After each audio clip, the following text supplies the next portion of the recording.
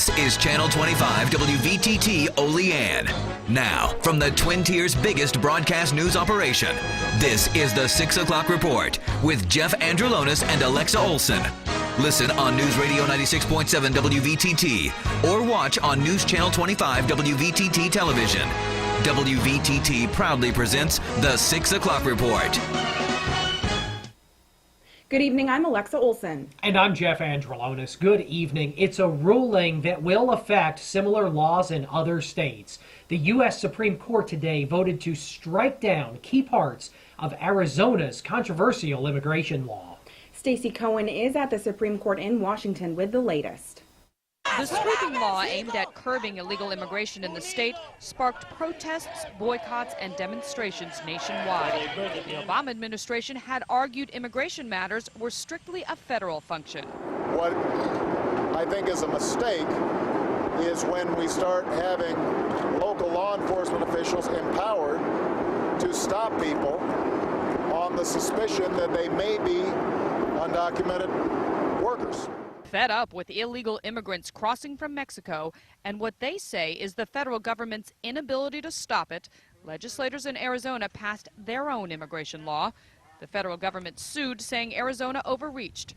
The Supreme Court agreed Monday, largely siding with the federal government, saying in part, Arizona may have understandable frustrations with the problems caused by illegal immigration while that process continues, but the state may not pursue policies that undermine federal law. However, a key provision allowing local law enforcement to check immigration status while enforcing other laws is already drawing sharp reaction. This is a dark day for civil rights in America.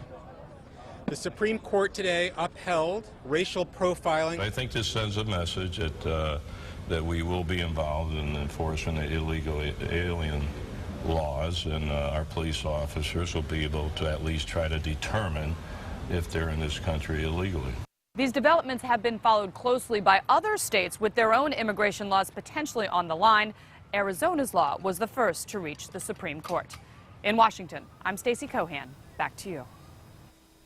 Less than 1 week from today, the student loan rate could increase by double the amount if the U.S. House of Representatives and the U.S. Senate don't pass legislation that would keep it at its current rate. If Congress does not act by July 1st, then more than 7 million people will be affected by the increase from the current rate of 3.4% to the possible 6.8% rate.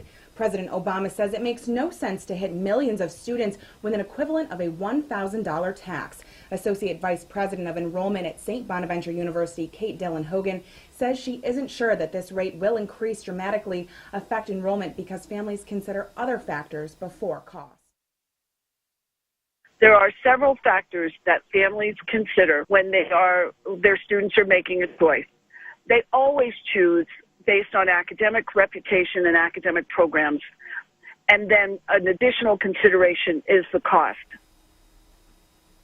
This week will likely be pivotal in the fight over health care reform as the Supreme Court renders its decision. Whatever the outcome, it's a confrontation that has been building for more than 60 years. Dr. Sanjay Gupta looks at the battle, past and present. In putting his signature on what came to be known as Obamacare, the president did what others had tried to do and failed many times since World War II, starting with Harry Truman. He wanted to increase the availability of doctors, of hospitals, and have the government serve as a guarantor of insurance for all Americans. But in Congress, Truman's plan never got so much as a vote. We do not want socialized medicine. In the 1960s, Ronald Reagan, before becoming governor of California, recorded this message: pass Medicare, and the United States would soon become like the communist Soviet Union. One of these days, you and I are going to spend our sunset years telling our children and our children's children what it once was like in America when men were free. But Reagan's efforts fell short, and in 1965, President Lyndon Johnson signed the law creating Medicare and Medicaid for the poor. And it wasn't just Democrats.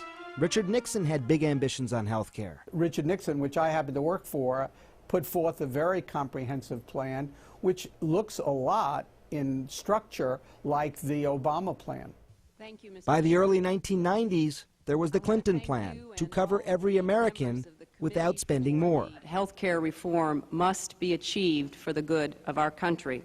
Too big, opponents said, too expensive, too complicated. We're going to lose our doctors. We're not going to be able to make medical choices anymore. It wasn't true, but these kinds of arguments resonated.